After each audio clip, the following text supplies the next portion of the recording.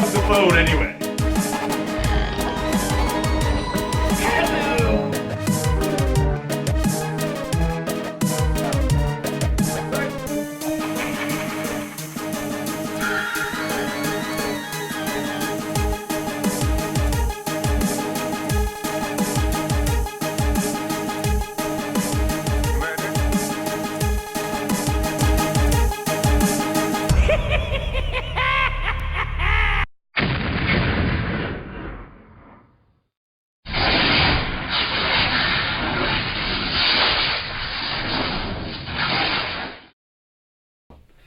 Hello!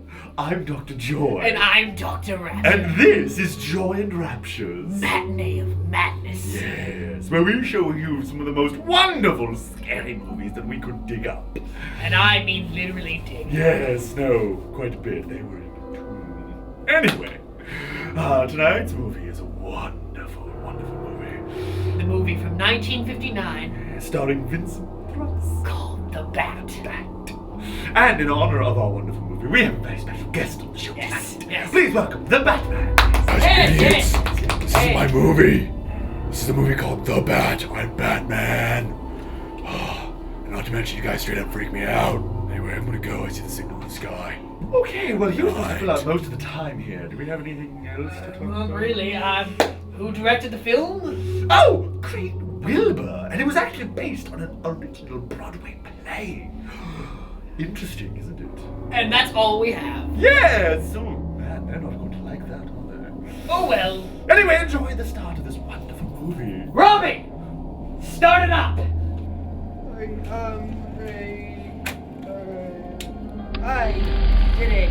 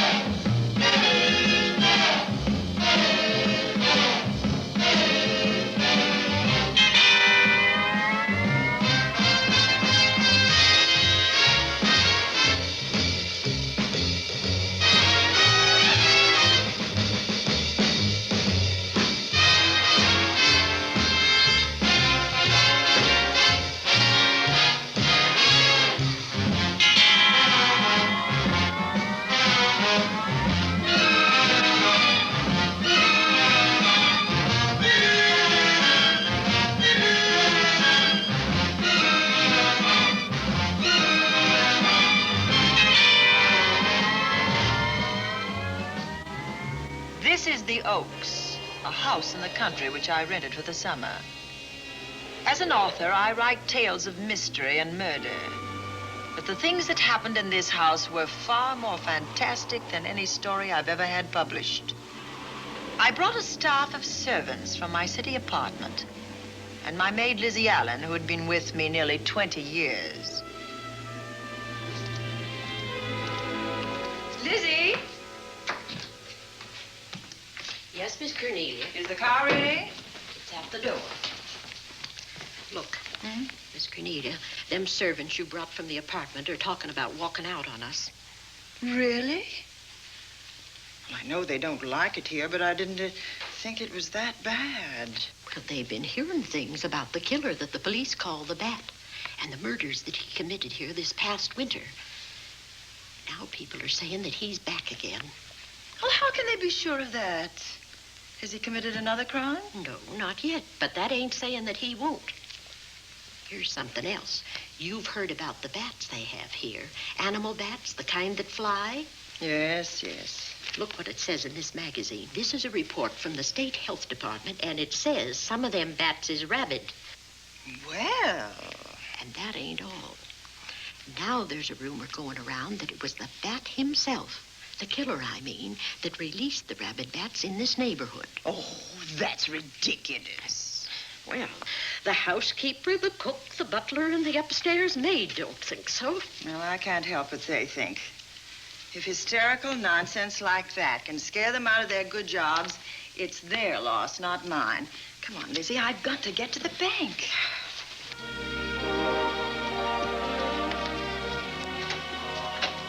Drive directly to Zenith Bank, Warner. I'm afraid we'll have to hurry. It's near closing time. I'll get you there, Miss Van Gorder.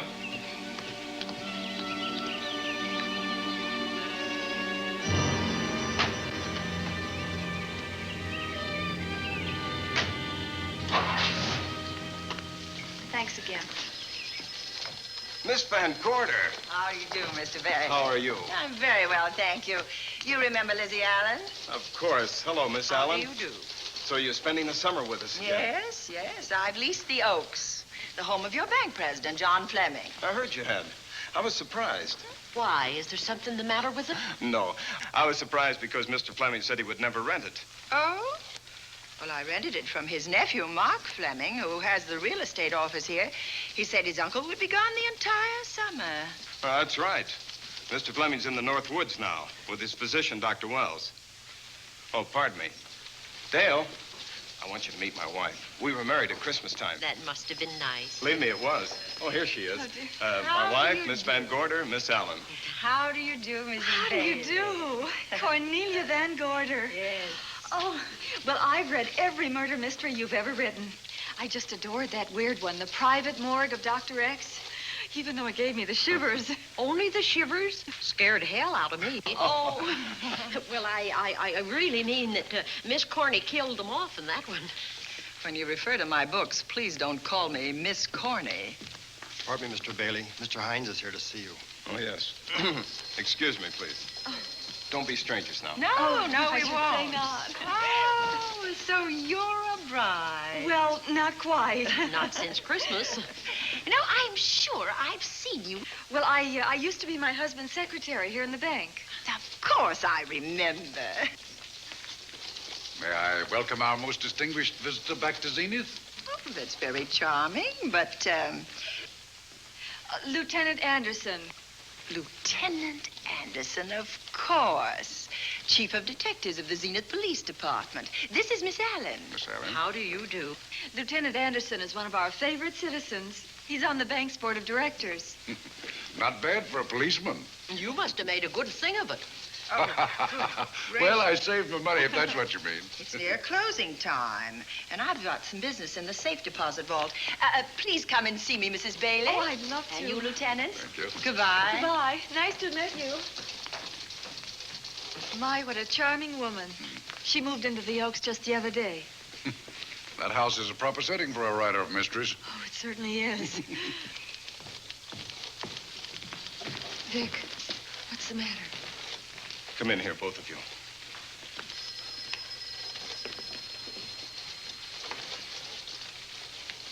Andy, we're in trouble. Wendell Hines came in to pick up $350,000 worth of bonds that we were holding as collateral for a loan. They were kept in our special vault. Mr. Fleming and I are the only officers of the bank who have access to that vault. So? The Hines bonds are gone. That's not all. Other negotiable securities are missing. From what I can gather, short of a careful check, the bank has been looted of over $1 million worth of securities. You'll have to notify Fleming. I wish I could talk to him. Unfortunately, he and Dr. Wells are deep in the woods. They can't be reached by phone.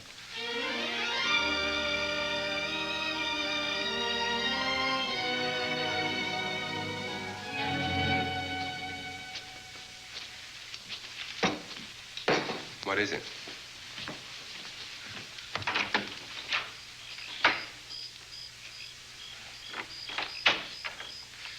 I thought I heard someone on the path coming from the lake. Had an idea it might be that guide of ours. Oh, Sam won't show up until morning. It's a 20-mile canoe trip from here to civilization.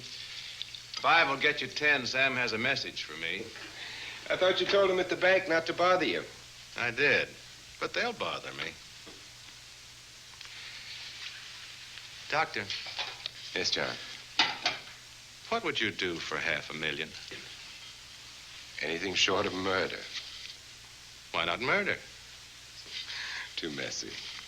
Too great a risk? For $500,000? Yes.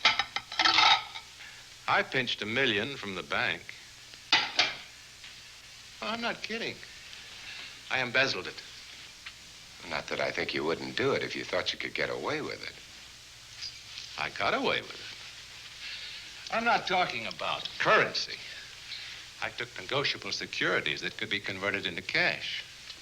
I have the cash. In 10s, 20s, and 100s. Well, I'm your doctor, not your lawyer. Why tell me this? You'll find out why. Who's going to take the blame for the robbery? Bailey, the cashier. They'll never suspect me. I like Bailey. Well, so do I. I love the guy. I gave him his first chance. He has a lovely little wife. Charming girl. Was the best man. Where's the $1 million? In my family's tomb in Zenith. In the crypt with my father's casket. I don't buy that, John. No? No. You forget that I had you in charge when you were a very sick man. When you raved in delirium. And I heard you talk about a hidden room. Now, where else could you put a hidden room except in that mansion you built? That white elephant you call the Oaks. Look, everyone knows I have a bad heart. Now, who would doubt it if you wired the bank directors that my heart had failed? That I had fallen from a great height here in the woods. And that I was badly smashed up.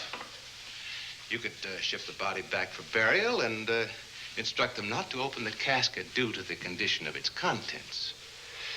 Well, you realize, of course, that we'd have to have a body to put in that casket, which means that we'd have to deal with an undertaker at this end. Of course. Well, where do we get a body? Couldn't we provide one of our own? How about Sam? Sam, our guide? Sam weighs about as much as I do. He's practically a hermit. He wouldn't be missed for a long time. The local undertaker would know him. Not if we made him look as if he'd been in a serious accident. But if Bailey's going to take the blame, why'd he have to do this? A jury might acquit him. In that case, I'd be a logical suspect. I could disappear, of course, but it's safer if they think I'm dead.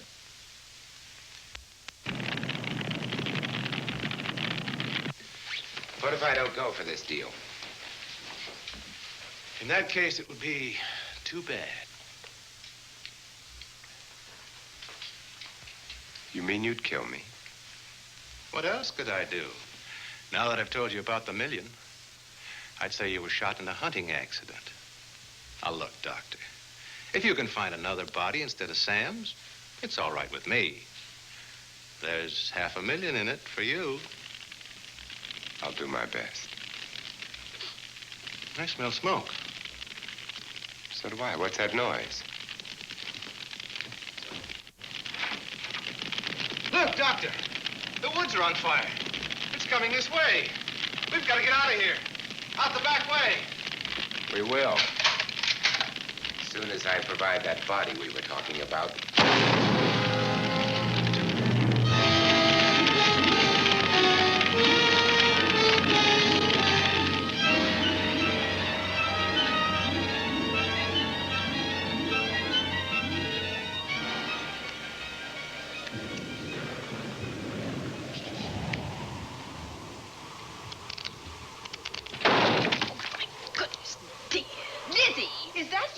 Yes, Miss Cornelia. There's a storm coming up, and it's gonna be a snorter. The wind nearly blew the door off its hinges. Well, that noise blew my game higher than a kite. I think I've lost some of the cars. Oh, I'll get them for you. Oh, I see you found the paper. Drat that paper boy. Scooting by on his bicycle, just chucked it into a clump of bushes and let it go at that. For land's sake, Mr. Vic Bailey's been arrested. Oh? I think.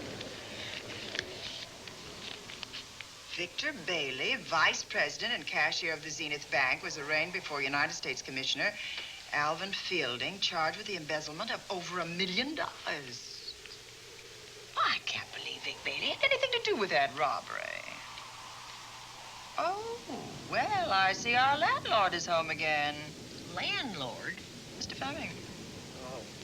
Dr. Malcolm Wells is back in town with the body of John Fleming, president of the Zenith Bank, who was killed in a forest fire. Mr. Fleming will be laid to rest in his family's tomb on Friday. And I hope he stays there. Well, why shouldn't he? Well, this is his house. And ever since he died, some funny things have happened here. For instance? The housekeeper, the cook, and the butler said that they heard strange noises at night. And the upstairs maid swore that she met a man without a face coming up the back stairs. Oh, so that's why they quit and left me to run this place without a staff. They didn't tell you, Miss Corney, but the truth is they were scared to stay. But you're still... Haven't you seen anything? No. No, and even if I had, I ain't afraid of ghosts. They're afraid of me. Honest, Miss Corney, a spiritualist told me once that ghosts was allergic to me. But this bat feller they keep talking about in the paper, I guess he'd be different. No, I don't think you'd have the same effect on him. Oh, dear. What are they trying to do? Drive people away from this part of the country? Why, what does it say about the bat? His specialty seems to be killing women. My goodness, 2 of them in one night. All his victims died the same way, like their throats had been ripped open with steel claws. That's a charming little caper. I'll have to try it sometime. In a book.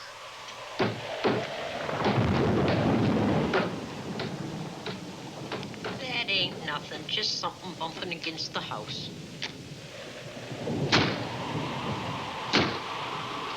That's just the wind banging a door. Pay no attention to it. Listen to this. One of his victims, who lived for a moment after she was found, described the bat as a man without a face. Honest, Miss Corney, I think that woman must have been exaggerating.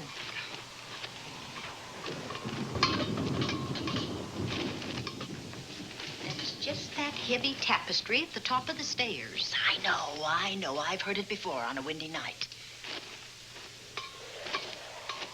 But that sounds as if there was someone on the stairs. I know there isn't. At least there shouldn't be. There ain't. Them's just the noises you hear in any old house on a windy night. It says here that the bat never leaves no fingerprints. That's understandable. Having no face, he probably has no fingers either. Lizzie!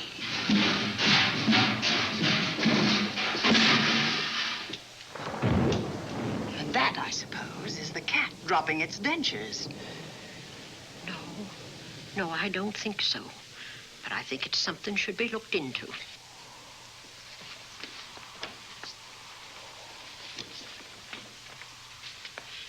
Now, who chucked him down here? The wind, I hope.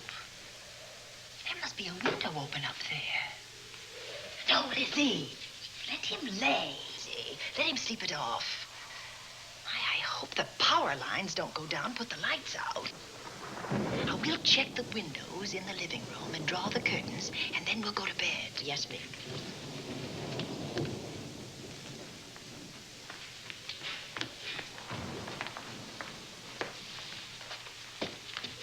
I won't be a minute.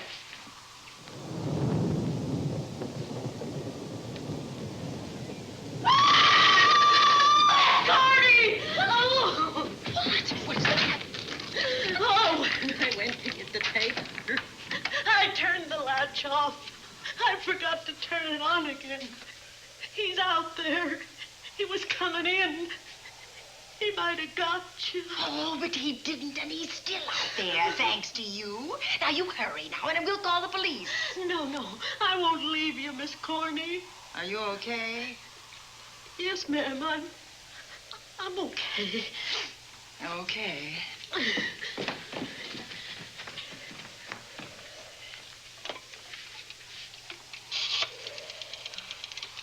Operator? Give me the police department, please. Zenith Police Department. This is Cornelia Van Gorder. I'm living at the Oaks. We know about that, Miss Van Gorder. Just a moment ago, a man tried to force his way into this house. You're not alone there, are you? What about your servants? Well, I have none except my chauffeur, and he's away. He won't be back until the morning. Now, there's only 2 of us here tonight, and we're going to lock ourselves in my room. Now, if any of your men see anything, will you have them call me? I'll send officers over there right away. Oh, thank you very much. Come on, Lizzie. We're going to sleep in my room.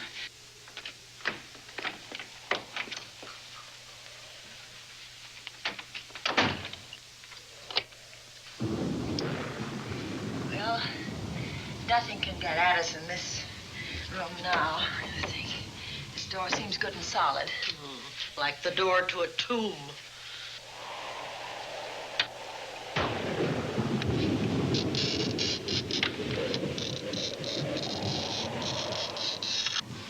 I think that couch will be comfortable.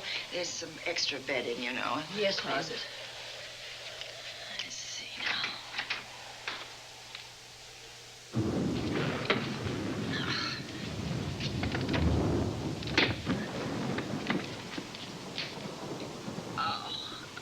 Huh?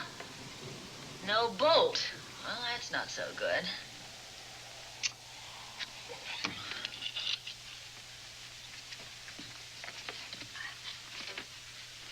What's that for? That, my good woman, is a booby trap. If anybody tries to open this transom, this will be knocked off, and we'll hear it fall.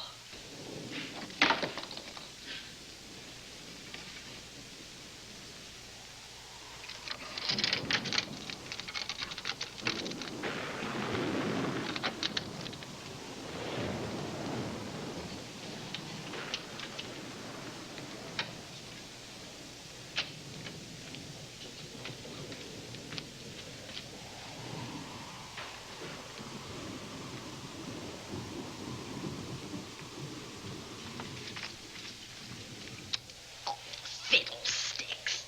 I forgot my night things, my robe, my gown, and my slippers. I'll go get 'em now. Now, wait a minute, Lizzie. I'll go with you. Now, don't you bother, Miss Cornelia. My room's just down the hall. Lizzie, I told you to wait. It's all right. I'll only be a second.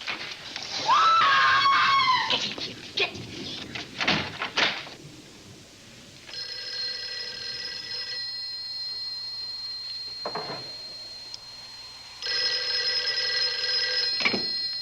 Yes? Miss Van Gorder? Yes? Zenith Police Department. There's a police car just outside your house, and the officers in it have reported that there's no sign of a prowler anywhere on the grounds. Oh, the man's inside now. He's in the hall, just outside my bedroom. Have your men break through the kitchen door and search this place from top to bottom. Okay, Miss Van Gorder. Sit tight. I will. I have a gun, and I know how to use it.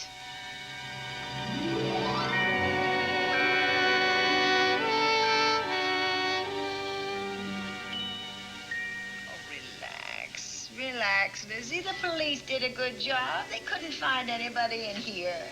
But we both saw him, Miss Cornelia. All right, so he got away. But there are men on guard outside, so just try and get some rest. There's nothing can get at us here.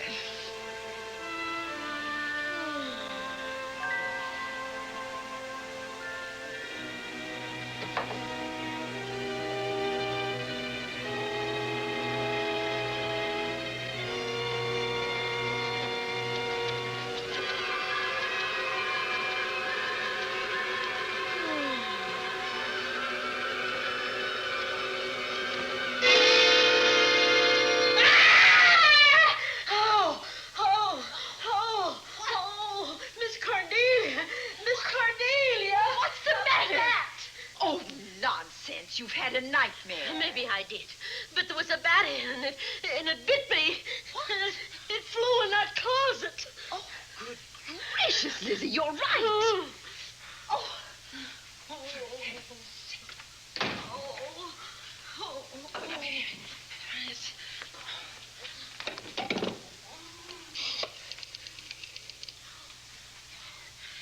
Operator, will you get me Dr. Malcolm Wells' office, please? No, I don't know his number, and I have no phone book up here, but this is an emergency. Will you connect me with his office, please? Oh, dear, I'm going to get the rabies. Hello? Hello? Dr. Wells' office? This is a call service. Dr. Wells is out at the moment, but if you'll give me your name and number, I'll try to locate him. Well, this is Miss Van Gorder of the Oaks. My maid has just been bitten by a bat that may be rabid, and she must have treatment as soon as possible. And I was told that Dr. Wells was the nearest physician. I'll try to find him for you, and if I can't, I'll send you another doctor. Oh, well, thank you very much. Oh, he's out on a case. Oh, I hope it's not a delivery. A baby, I mean. They can be terribly complicated. They never bothered me none. Oh, Lizzie, you never had a baby. Of course I didn't. That's why they never bothered me. Oh, does it hurt, huh? Little.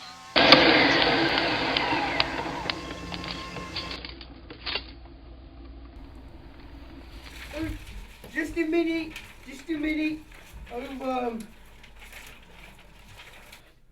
Yes, fine.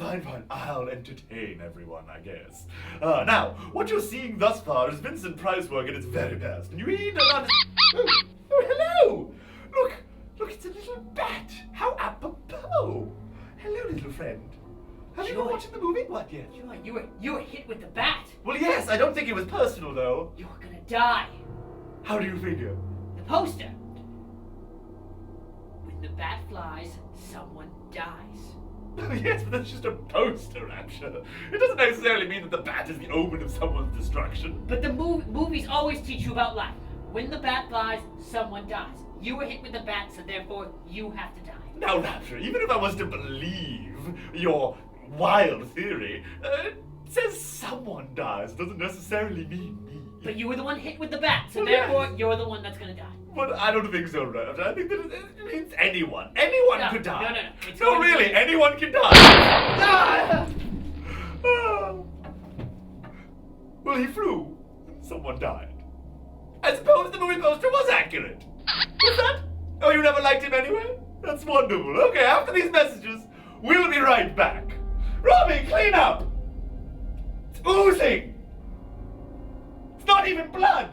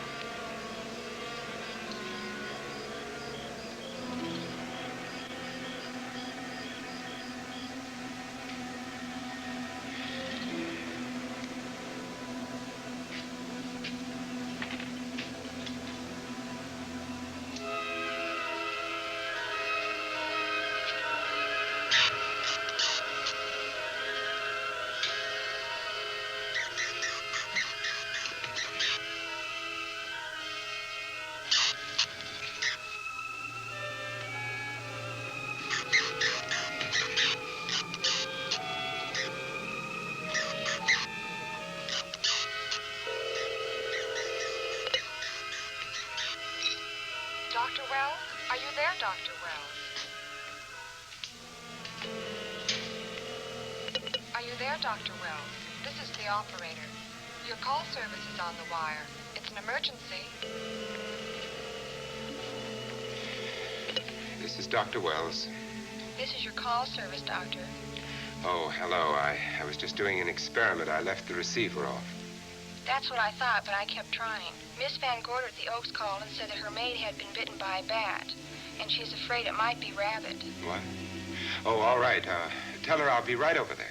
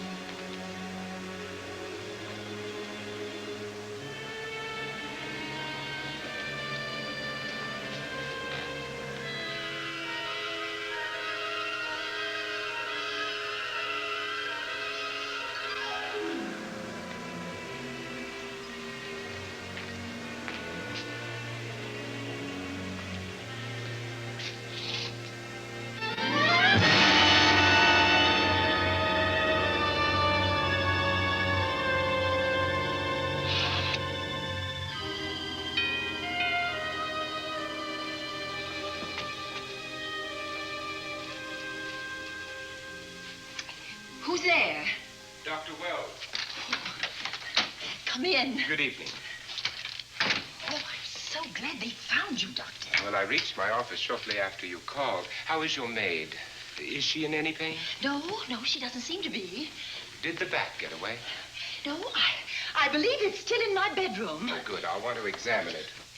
There you go, Miss Allen. Now you'll feel better? Doctor, have I got the rabies? Well, I can tell you better after I've examined the bat's brain under a microscope. That thing's got a brain? Oh, you'd be surprised. Well, where is it? I think the little darling is in that closet. Oh. You know, it's a pity you leased this house, Miss Van Gorder. Why a pity? Well, my dear lady, I don't want to alarm you, but... Oh, well, after tonight, nothing can alarm me. Yes, I understand. It must have been terrifying. So many unexplainable things have happened here. There's something about the place. Your servants must have sensed it when they walked out on you. An apprehension of disaster. Well, let's see. Aha! Yes. There he is. All right, now, take it easy. Nobody's going to hurt you. Quiet now. Quiet. He looks quite normal. Doesn't seem to be sick at all. Oh, ain't that nice? I've been worried about him. Well, you should be. From his appearance, I'd say that he doesn't have any infection. In which case, you've had a narrow escape. Now, you take one of those tablets I left for you, and I'll guarantee you a good night. And I'll drop in on you tomorrow. Oh, thanks for everything, Doctor. Now, don't worry, I can find my way out. Oh, I know you can, but do let me help you. Oh, don't forget that once I'm gone, you'll have to climb those stairs alone. Oh, I'm all right. I'm armed now. Can you shoot one of those things without shutting your eyes? Oh, Doctor, there are guns in every book I've ever written. I don't write about things I'm unfamiliar with. Lock the door, Lizzie. Good night. Yes, ma'am. Good night, Doctor. Accident? No, the wind blew him down. Oh. I think. Did you know that young Mark Fleming leased you this house without notifying his uncle? No, I didn't. Well, it doesn't matter now. John Fleming is dead and Mark's his heir. But if John were alive, he would warn you to leave here, Miss Van Gorder. Really? Yes. It's been a tragic place for anyone who ever lived in it. Well, good night. Good night, Doctor. Who's out there? Nobody you need worry about, Doctor. Oh, it's Andy. That's right. Oh, good evening, Miss Van Gorder. Good evening, Lieutenant. Somebody sick here? My maid was bitten by a bat. Oh? A rabid bat? Well, I'll know for sure when I get to my lab. I caught the bat. It happened indoors? In my bedroom, yes. How'd it get in? Well, there are many ways a bat could get in a house. You ought to know. I spotted this hole in the window the minute I got here. Why? That's where the two-legged bat got your door open. Miss Van Gorder told me that she phoned headquarters at Zenith. Yes, I phoned twice. The second time was after the prowler got in the house. Weren't you at headquarters, Andy? No, but they contacted me. An officer came and searched the house from top to bottom, but they couldn't find the bat. You better have this window fixed tomorrow. Oh, yes, I certainly shall. Yes, and I'd better be going. I'm due in surgery at 8 o'clock in the morning. Good night. Good night, Doctor. There will be a man patrolling the grounds all night, Miss Van Oh, Gorder. thank you. And nobody inside, Andy? Why should there be? Well, how do you know but what the bat is hiding somewhere in the house? I'm quite sure he isn't in the house, Doctor. Not now. Good night. Good night.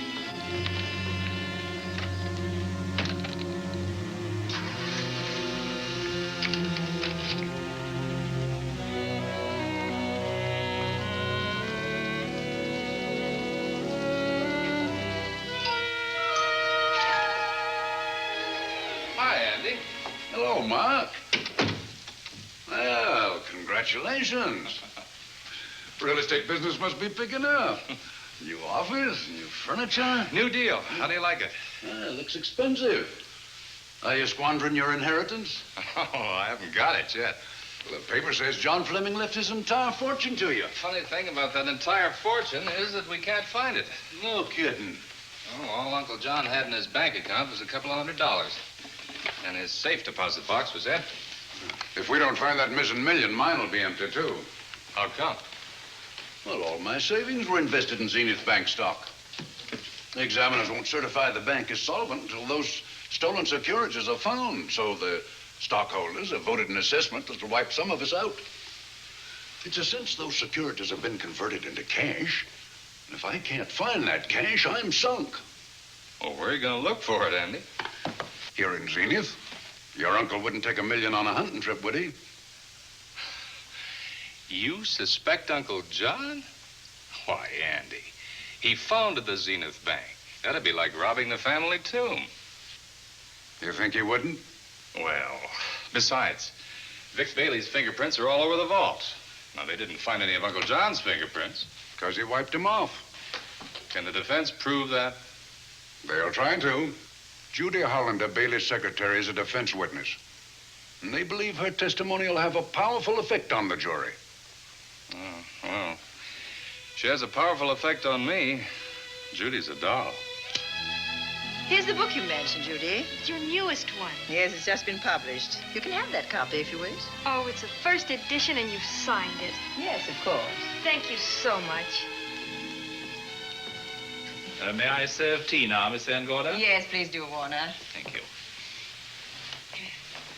Well, I see you've engaged new servants. Yes, of course. Well, how did you persuade them to live in this house? Well, Jane Patterson, my new housekeeper, knows this house better than you do, Doctor. Oh? She worked for John Fleming. And Warner was my chauffeur. Chauffeur turned butler? Yes, it's incredible. He can play any part at a moment's notice. Did you get a plumber, Warner? No, we can't get a plumber for 3 days, madam.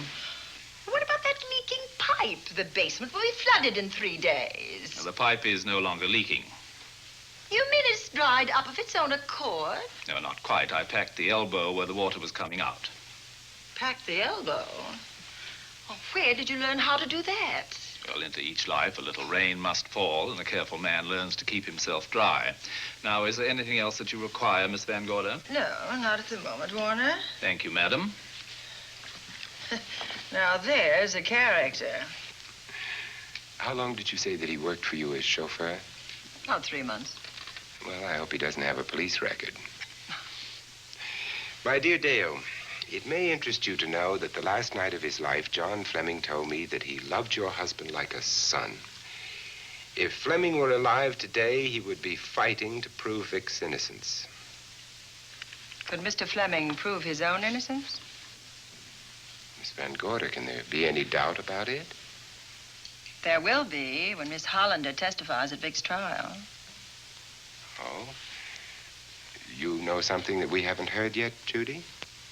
Something I saw with my own eyes. She's not permitted to say what it was. My dear girl, I wouldn't think of asking her.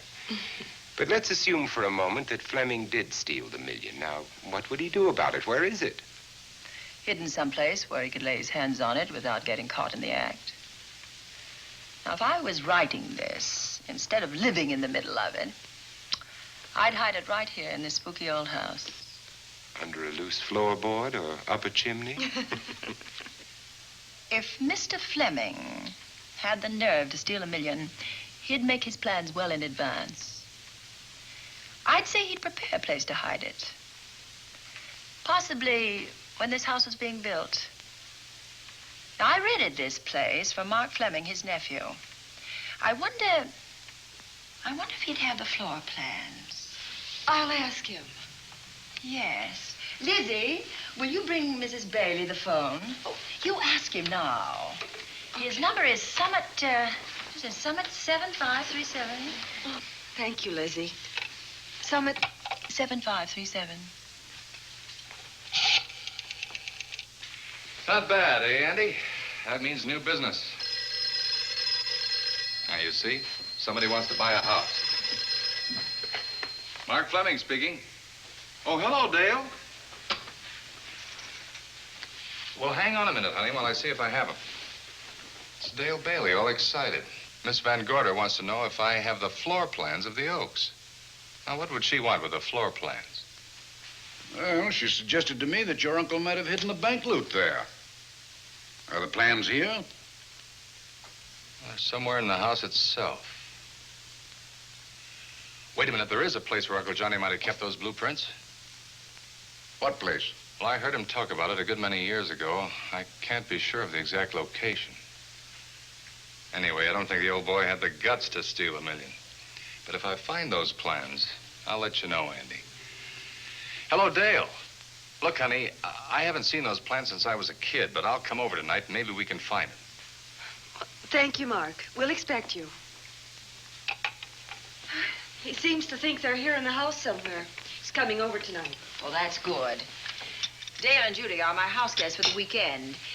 Would you like to have dinner with us tonight? Oh, no, thank you. I couldn't. I still have a few calls to make.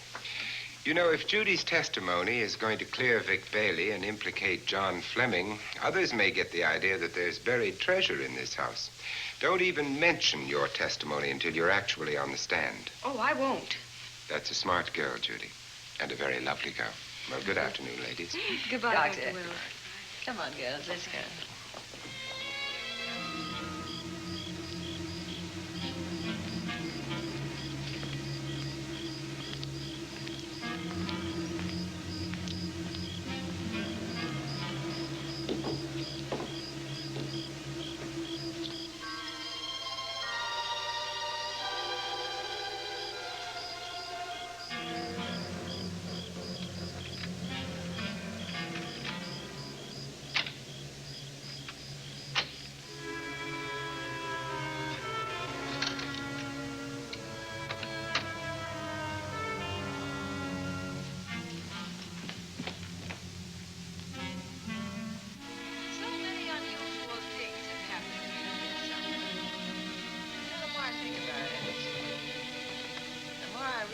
I should be putting them down on paper.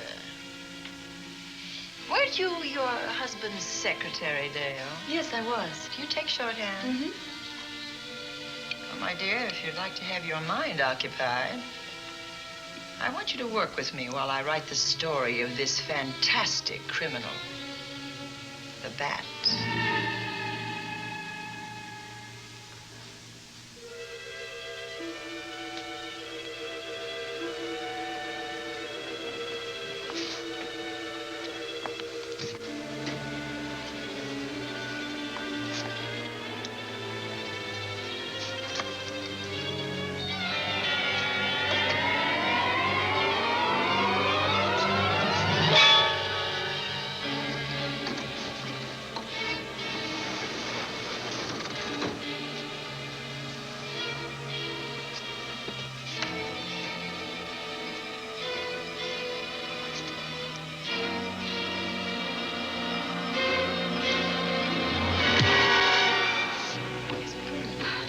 Wonderful dinner. Thank you. It's really nice. A good dinner, Lizzie, as usual. Wonderful. Oh, what a lovely piece of silver. It's an original, isn't it? Yes, they still use them in England for buffet breakfasts. Some hot water in the bottom. Should keep us hot, your sausages, your scrambled eggs. Interesting. It's very useful, really nice.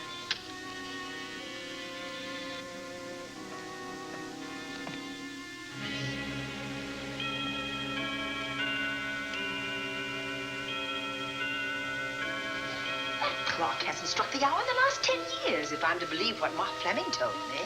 Why is it angled away from the wall like that? I don't know. Somebody must have moved it. Lizzie, very likely when she was dusting. Wait a minute. Did you know there's a door in this paneling? No, I didn't. Oh, my gracious, so there is. Maybe it opens to a secret passage. Oh, certainly to a secret something. Who knows, girls? We'll be about to stumble on that missing million. Oh, this is... Oh. There's a panel. There must be some gimmick to it. There always is. Yes, it moves. It moves. Oh.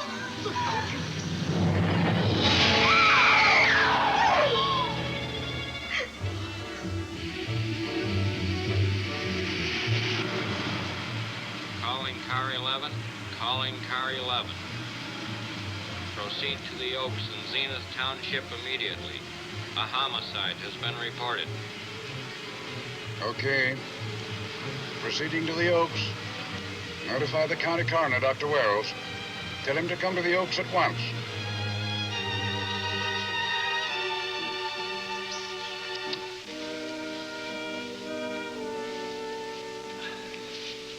Horrible. As if his throat has been torn by some creature with fangs or claws. That's his sign. We found it on the others he killed. I'd hoped those reports that he was up to his old tricks again were pure imagination, but apparently they're based on fact. He's come back. Back to the scene of his kills. Yes, that's who I mean. That's who did this. The bat. Who found Mark? We all did. And it's Dale and Judy and I. Lizzie was in the dining room. This is my new housekeeper, Jane Patterson. You know, she worked for John Fleming. I know her. Where were you, Mrs. Patterson? In the kitchen, cleaning up. I cooked the dinner tonight. Did you know that the secret closet was here? It was behind the grandfather's clock.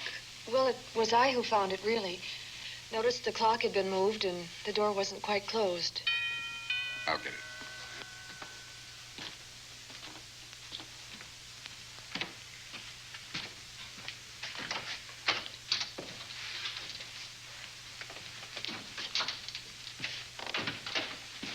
Who is it?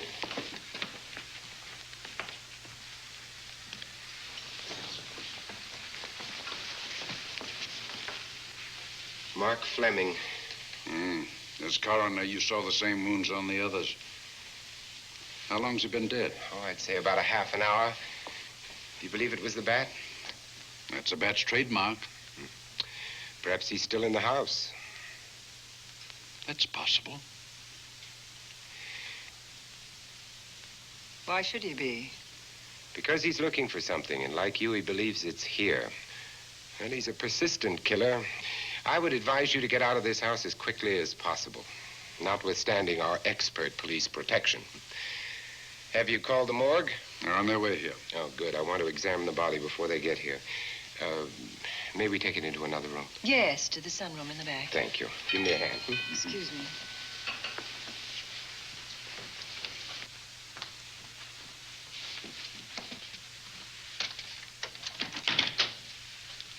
Oh, Warner, where have you been? Well, madam, has been an accident? There's been a murder. Mark Fleming, the young man from whom I leased this place, was killed here tonight. They know who did it? Well, they believe it was the bat. I'm sorry I had to use the front door, Miss Van Gorder, but I forgot my keys, and when I rang the bell at the kitchen door, there was no response. Oh, this is Warner, Lieutenant. He's my butler. He was my chauffeur. Why'd you promote him? But it's very difficult to find a butler. They don't like service in the country. Have you been a butler before? I've served in many capacities, sir, but this was my night off, and I forgot my keys. I heard that part. What time did you leave the house tonight? Oh, about 6:30. I had dinner at Wiley's Roadhouse. Can you prove where you spent the rest of the evening? I can try. Try hard.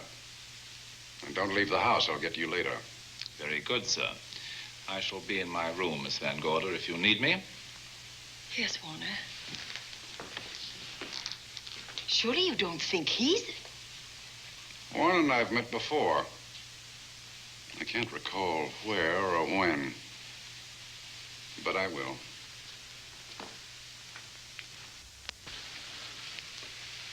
There'll be a crew here shortly from headquarters, dusting for fingerprints, taking photographs. But in the meantime, Mrs. Patterson, you aren't leaving the house tonight, are you? No, Lieutenant. Don't. I'll talk to you in the morning. Good night. Good night, sir. Good night, Miss Van Gorder. Dale, I was with Mark Fleming this afternoon when you talked to him about the floor plans of this house. I heard him tell you he was coming here tonight. Dale called him at my request. She told me he was coming. Who else would I tell you that? Judy, Lizzie. And that nice Dr. Wells. Dr. Wells. There are a few killers who kill for the fun of it. The bat very likely is a mental case, and I'm convinced that his crimes are motivated by his mania for personal gain. There's $1 million at large, and he's going to keep on hunting for it until he lays his hands on it.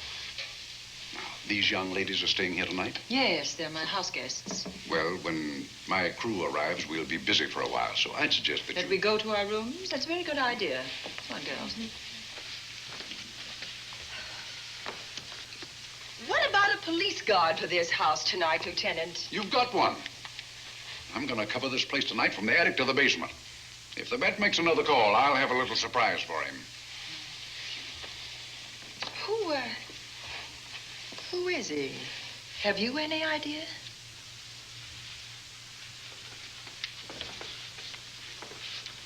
He could be anybody. So far, there are clues to his identity, but nothing we could take before a jury. I'm afraid we must look higher than the criminal world. He may be a merchant, lawyer, doctor, scientist, one of the pillars of his community. Ladies, lock your doors tonight. Stay behind them. I promise you you'll be safe.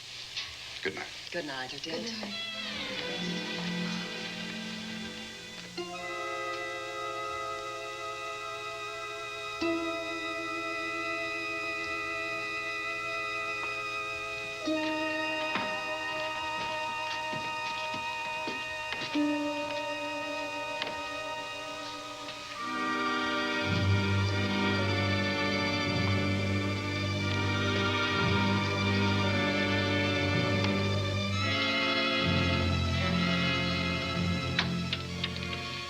Poor Mark. Yeah, it's a pity. So young. Well, Doctor, do you agree it was the bat? In my report, I shall say the death was caused by the same technique used in the other killings. A paralyzing blow to the throat, followed by severe lacerations of the jugular, resulting in excessive hemorrhage. In a layman's language, he didn't know what hit him. Oh, he knew. But he didn't have time to think about it.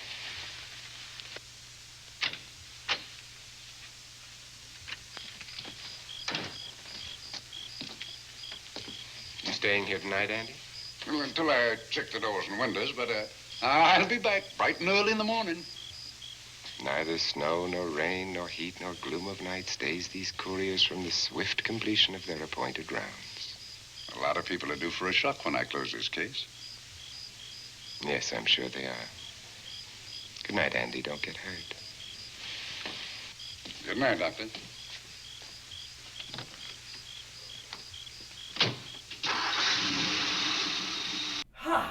This movie is so mysterious. I just can't figure it out. Is it Vincent Price's character? Is it the detective? Or is it the butler? It's neither! Why, in fact, Dr. Rapture, it's you! Where were you on the night of the 14th? Don't try and deny it! I already know that you were skulking through a mansion looking for $1 million and killing anyone who got in your way! You're the bat, sir! You are the dark, faceless, horrible creature skulking the night and murdering indiscriminately! Why, I have a mountain of evidence, theoretical evidence, but evidence nonetheless. Why, my first point, you keep bats in your pocket. Who else but the bat would keep bats in his pocket, I ask you? And why else would he have them except to hurl them at unsuspecting victims?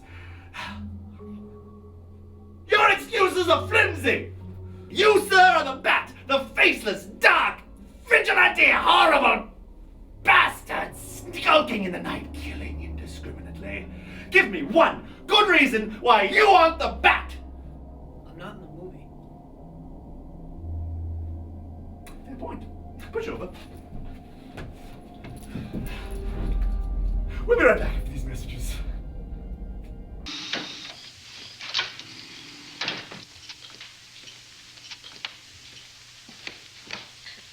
You know, I think we'd better let you get some sleep. Oh, well, Lizzie and I share this room for mutual protection. You know, one night, a storm blew the wires down, put the lights out, and I went out the next day and bought a half a dozen of these things. You better take one with you, Dale. Oh, thank you.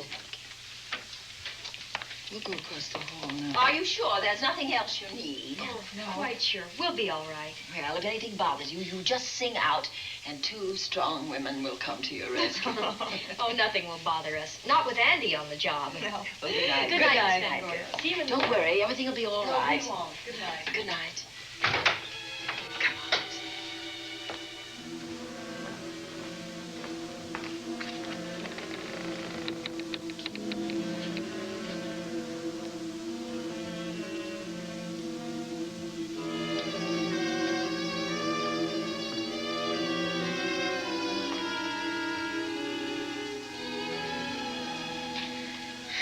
I don't think I'll sleep tonight. Me neither. All I can see is poor Mark Fleming staring at us. I thought that when people died, their eyes closed, as in sleep. Don't think about it. I'll bet you're thinking about it. No, I was thinking of my poor husband sleeping in jail tonight. Oh, Judy, I love him so much.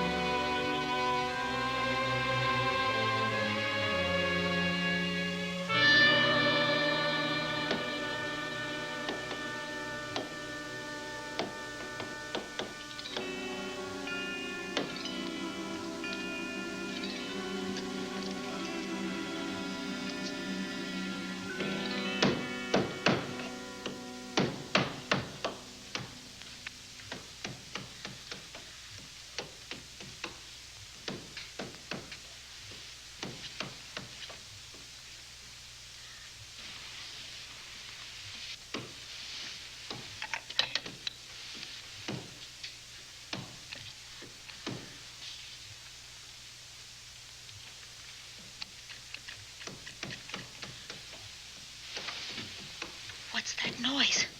Oh, I don't know. I kind of fell half asleep. For a moment, I thought it was something from a dream. It's somewhere in the house. Yes, on the floor above. Not directly over us. Probably a room overlooking the driveway.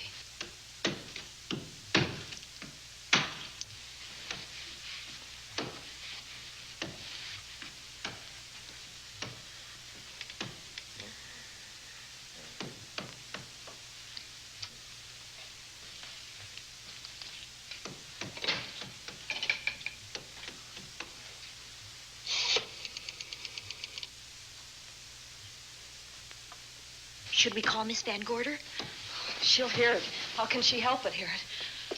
Oh, besides, we don't want her to think we're a couple of hysterical women. Well, I'm about to become one. Oh, I've dear. had it for one night. Dale, you're not going out in that hall. I want to know what's happening up there. But Lieutenant Anderson said if we stayed behind our locked doors, we'd be safe. Vic isn't safe locked up in that jail. Oh, but... Suppose that stolen money is in this house. Mark Fleming seemed to think it was. Maybe that's what somebody's looking for.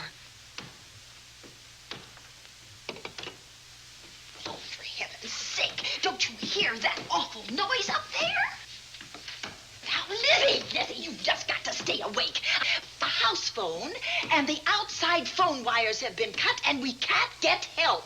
Where's that policeman? Oh, I don't know. Something must have happened to him. Now, go on, get on your robe. Oh, Dale, please don't go up there. I've got to. Think what it could mean to Vic. Now, you stay here. Oh, no. If you go, I go.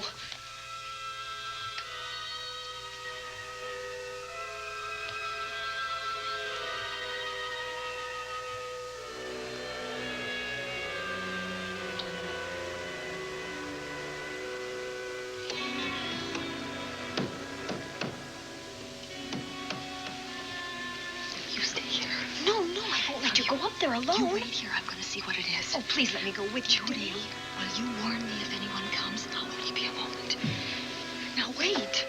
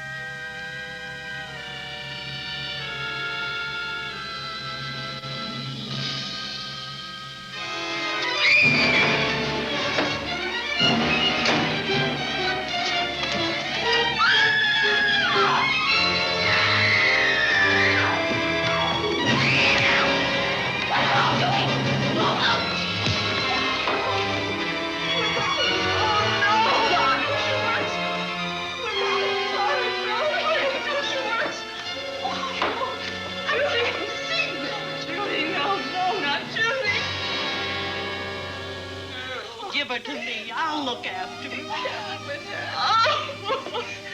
Poor baby.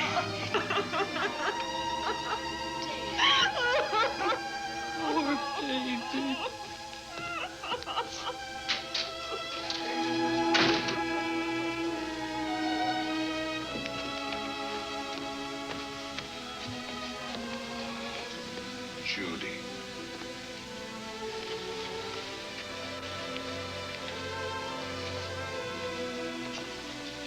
The bat. Yes, the bat. He caught her at the head of the stairs. We saw him rushing down the stairs as we came out of the room. I hurled that after him. I hit him, I believe. I'm going to cover this place from attic to basement, you said. Well, what were you covering when that poor child was murdered? Where were you? I saw a man outside in the grounds. I went out there and hunted him. I heard him in among the trees, and so I followed the sound of him as far as the brook down near the back road. And then I lost him. I'd rather give my own life than have this happen to Judy. But I told you to stay in your rooms and lock your doors and stay there. What was she doing at the head of those stairs? That was my fault. They heard a strange noise. Heavy pounding in one of the rooms on the 3rd floor. We all heard it. I wanted to see what it was. Judy, I wish she wouldn't let me go out by myself. I made her stay on the balcony. What about your new butler? Oh, well, he's in his room, I suppose. Oh, Mrs. Patterson. Oh, yes. Did you know what happened here? No, sir, but I heard the screams. I went to call Warner. We have rooms on the same floor, but he wasn't in his room. His bed hasn't been slept in. If Mrs. Patterson heard the screams, Warner could certainly hear them. You're quite right, sir. I heard them. Oh, you did? And where were you? Outside in the grounds. Miss Holland has been murdered. No. Oh, so you're surprised. Shocked. Well, I've seen better performances. I remember you now. Your name's not Warner. I've got a circular in my office with your picture on it. The Chicago police not so long ago were hunting for you in connection with the robbery. You're right again, sir. And they found me and they tried me, and I proved my innocence, and I was acquitted. That could have been a lucky break. Where were you when this child was killed? I told you before, sir. Outside. What were you doing there? I was following you. I saw you leaving the house, and it seemed that you were hunting someone. I thought you might need some help. Oh, yes, sir. I followed your flashlight down through the trees. Then it disappeared. And then suddenly, as I was staring out into the darkness, I was struck by something on the back of the head. The next thing I knew, I was lying on the ground. I realized I'd been knocked out. I wish you had been knocked out.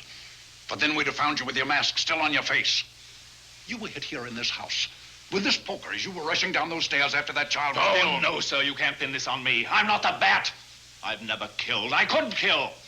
I won't take the rap for this.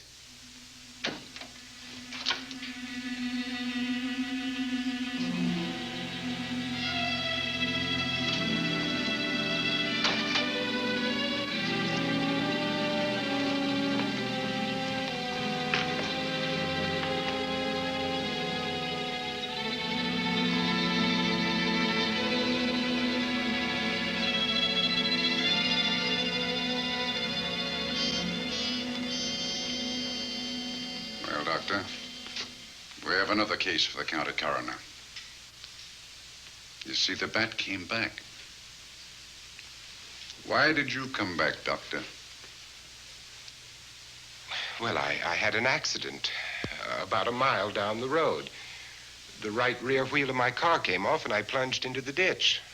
This was the nearest house, so I came here to call for help. I thought I'd find you around, Andy. Physician, heal thyself. You must have been hit by something on the back of your head. I told you I had an accident. So you did, Doctor. So you did. I could be wrong. But maybe I'm not. We shall see. All right, dear, let's start a new chapter. For days, the murders held the headlines. Lieutenant Anderson grilled us and ransacked the house from top to bottom. Warner was not placed under arrest, but his every move was watched. At night, except for a detective on guard in the house, the police and the reporters left us alone. And on one of those nights, without telling Lizzie or anyone else, I pursued a secret investigation of my own.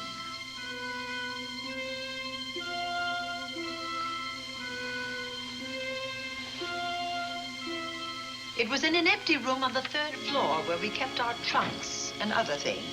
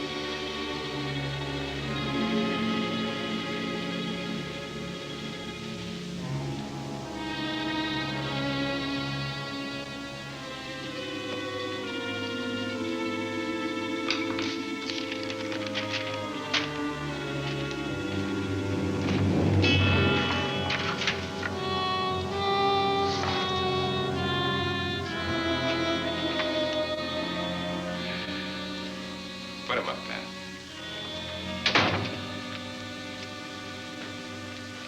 It's a bright idea to kill me in my own lab and let people think that I'm the bat.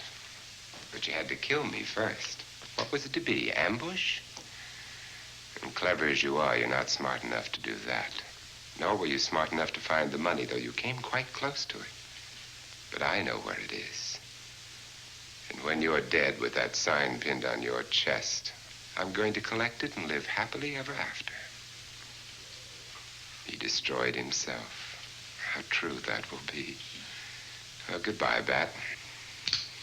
Here's a serum that will heal you whether you're rabid or not.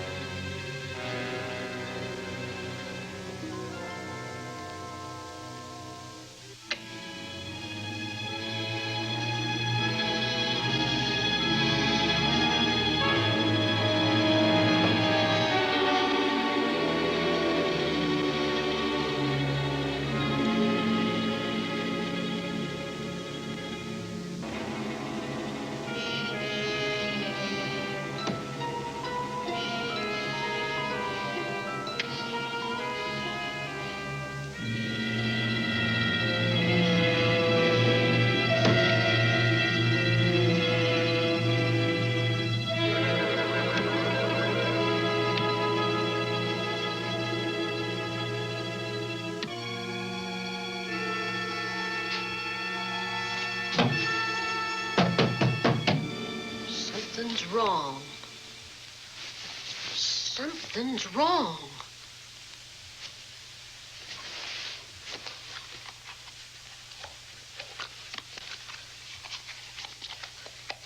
Miss Cornelia.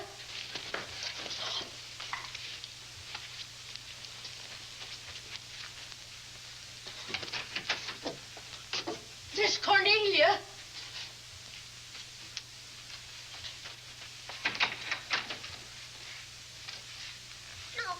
Where would she be going at this time of night?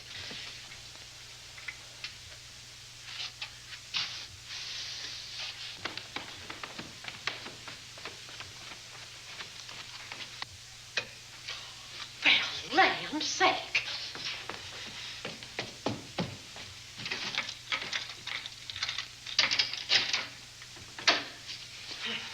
I never.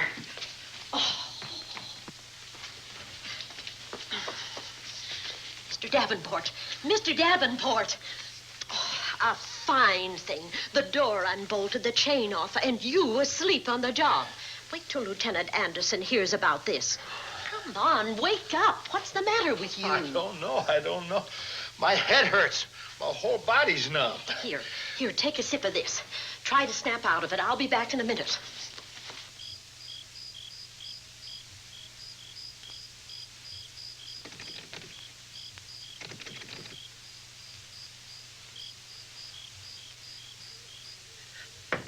Hurry, will you? It's Lizzie. I'm terribly worried. I can't find Miss Cornelia anywhere, and something's happened to the policeman. I don't know what. Get Warner. Bring him to the drawing room. Tell him we need him.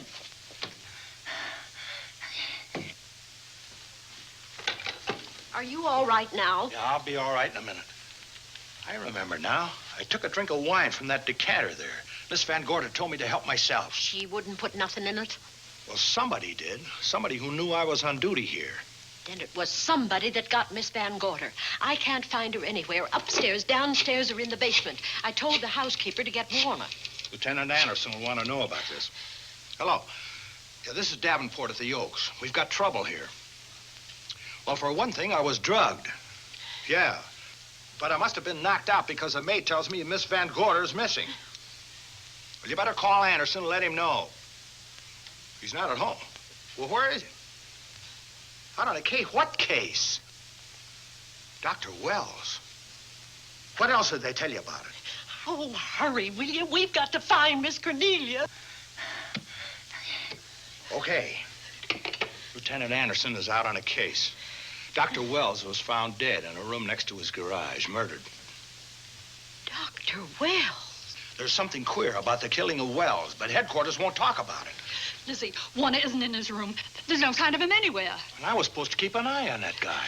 Where's Miss Cornelia? That's what I want to know. Wait a minute. Didn't you say that the chain and the bolt were off of the front door? I certainly did. Well, maybe Miss Van Gorder went outside. Oh, she never would. We better look. I can't breathe. There's nowhere else.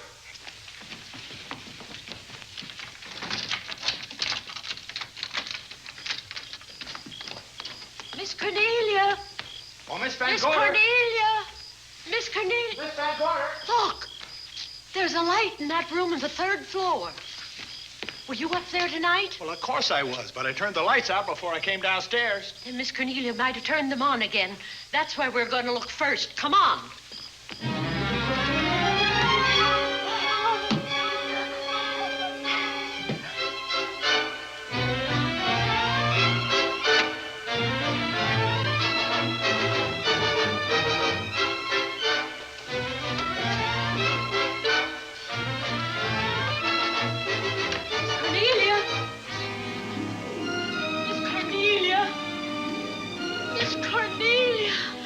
Yes, Lizzie.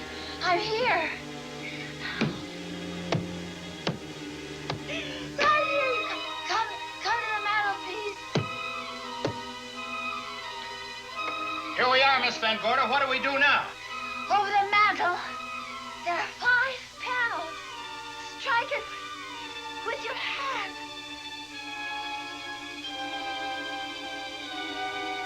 Which panel did you say, Miss Van Gorder?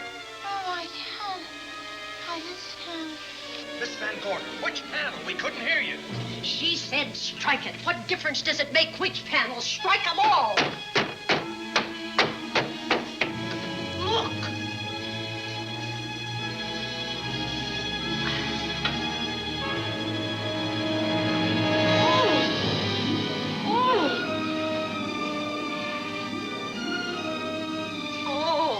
It's all right now.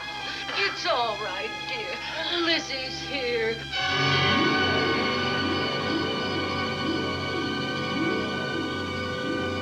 Feeling better? Yes, much better. We'll take you to your room. Oh, no, you won't. I'm going to stay right here. I'm quite all right. Oh, how blessed it is to breathe without an effort. You know, no one knows how sweet the air can taste until someone shuts it off for a moment. That room is just like a box. When the mantelpiece closed, it seemed like all the air was drawn out of it. Look, there it goes again! Let it close. I can open it from in here. There's a control panel behind this blueprint. Electric motor under the trap door here.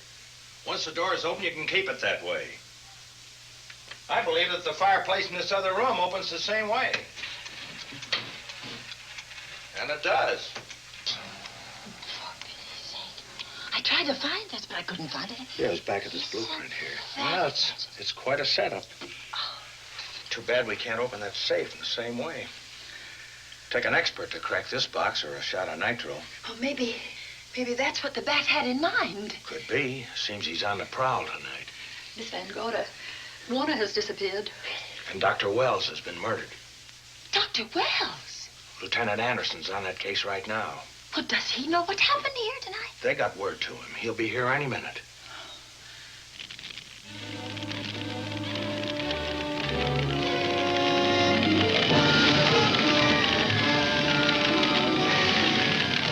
What's that noise? Miss Van Gorder, the garage is on fire. Scott, look at that. Lizzie, put that light out in the other room. Now, where you going? To report the fire. Well, you just stay right here. But Miss Van Gorder, the garage. Well, let it burn. You watch the stair. Can't you see that fire was set to get us out of the house? Out of the house? Were you talking about the... Yes, I'm talking about the bat. Now that the lights are out, he'll think his trick has worked, and we've gone. He'll be here any minute. Well, so will Lieutenant Anderson. I hope so, but the bat'll be here first. And he'll kill again if we're in his way. We've got to be as clever as he is.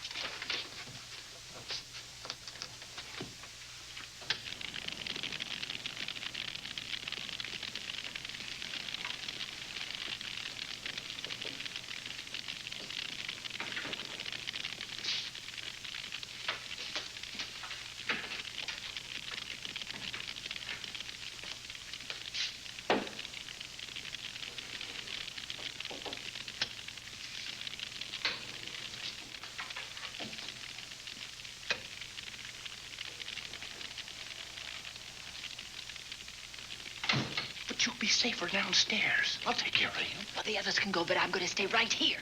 All right, but get out of sight.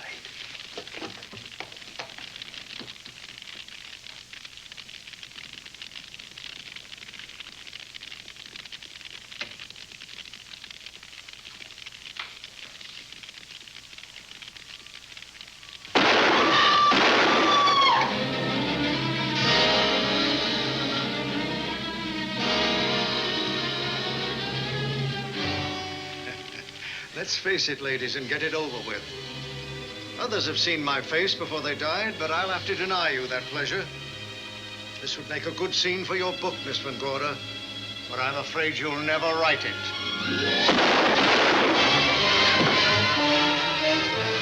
That is Warner. I couldn't tell.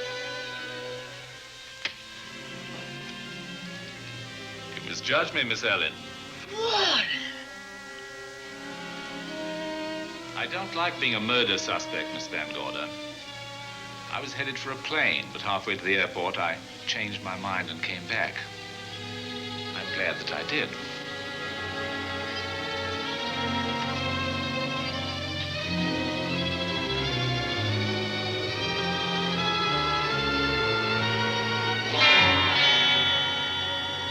Why, it's Lieutenant Anderson.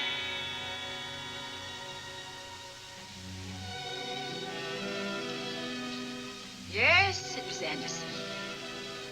He discovered the secret of the hidden room and was waiting to get into it and open up the safe. We found the money in it, a little over $1 million in tens and twenties and hundreds. Good old Andy. With all his ill-gotten gains invested in bank stock. It's rather a clever way to hide stolen money. In the open, as it were, and so respectable. But don't try it. No matter how clever you are, you can't hide murder.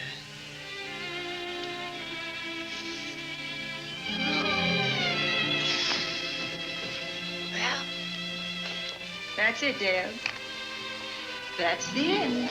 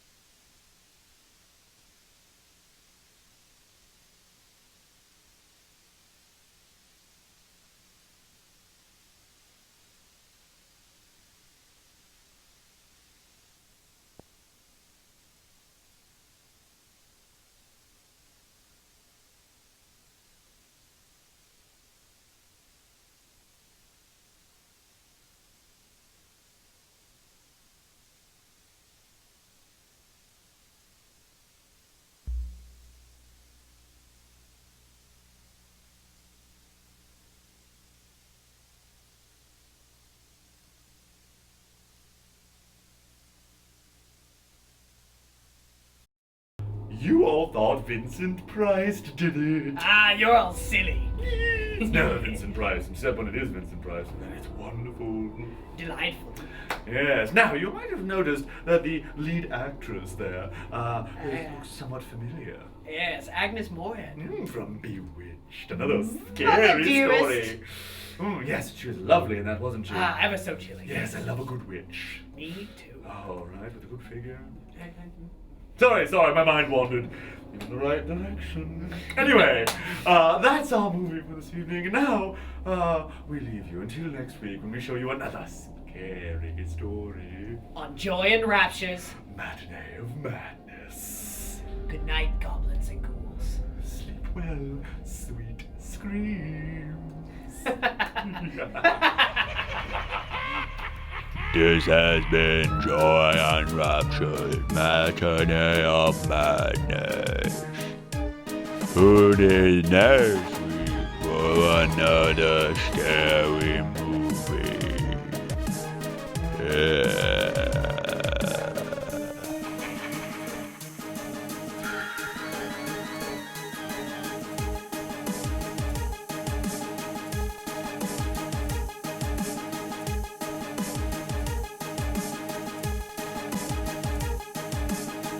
Ha ha ha!